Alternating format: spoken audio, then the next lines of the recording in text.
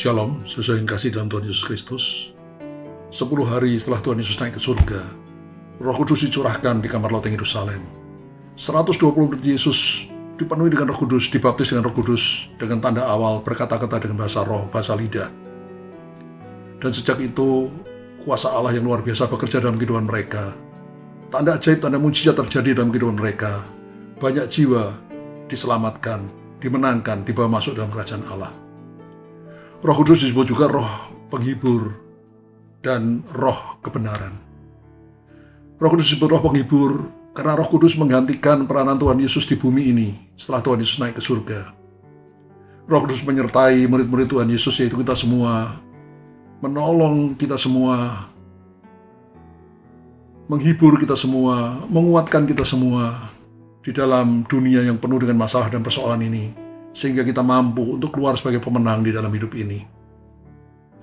Roh Kudus disebut juga roh kebenaran, karena Roh Kudus menuntun kita pada seluruh kebenaran firman Tuhan. Karena itu, saudara, kalau baca firman Tuhan, mohon Roh Kudus untuk membuka pikiran kita, mata rohani kita, untuk mengerti kebenaran-kebenaran firman Tuhan, dan untuk diberikan kemampuan untuk melakukan kebenaran firman Tuhan dalam hidup kita sehari-hari. Saudara, kalau Roh Kudus memimpin kita setiap hari, maka kita pasti keluar sebagai pemenang, bahkan lebih daripada pemenang dalam hidup ini. Caranya seperti sudah saya katakan ratusan kali, saudara. Sediakan waktu untuk bersaat teduh, untuk menyendiri dengan Tuhan setiap hari. Berdoa, memuji menyembah Tuhan, lalu baca Alkitab. Waktu membaca Alkitab, mohon Roh Kudus membuka pikiran kita, membuka mata rohani kita, membuka pengertian kita untuk mengerti kebenaran-kebenaran firman Tuhan. Lalu minta Roh Kudus untuk memampukan kita melakukan kebenaran firman Tuhan itu dalam hidup kita sehari-hari. Minta roh penghibur dan roh kebenaran itu untuk menuntun kita setiap hari. Dan bila hidup kita dipimpin Roh Kudus setiap hari, pasti kita keluar sebagai pemenang, bahkan lebih daripada pemenang dalam hidup ini.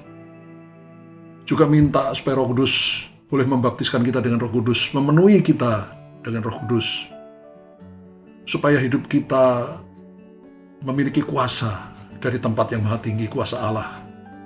Sehingga ketika kita berkata-kata, maka kata-kata kita dipenuhi dengan kuasa Allah yang menarik orang untuk datang kepada Tuhan. Ketika kita mendoakan orang, maka mujizat terjadi karena kuasa dari tempat yang maha tinggi. Saudara, mari kita tidak mungkin hidup berkemenangan di bumi ini sampai kita masuk ke dalam surga tanpa Roh Kudus. Saya akan berdoa bagi saudara. Bapa di surga, terima kasih Engkau sudah mengirimkan Roh Kudus-Mu di bumi ini, Tuhan, untuk menggantikan peranan Tuhan Yesus setelah Tuhan Yesus naik ke surga, untuk melanjutkan tugas Tuhan Yesus di bumi ini, sampai kami semua anak-anak-Mu boleh menjadi pemenang-pemenang di dalam hidup ini. Tuhan, terus penuhi kami dengan roh kebenaran dan roh penghibur itu. Tuntun kami setiap hari melalui Roh-Mu yang kudus, Tuhan, supaya hidup kami di bumi ini boleh berkenan kepadamu, menyenangkan hati-Mu, dan hidup kami boleh memuliakan nama-Mu. Hanya di dalam nama Tuhan Yesus kami sudah berdoa dan mengucap syukur. Haleluya. Amin.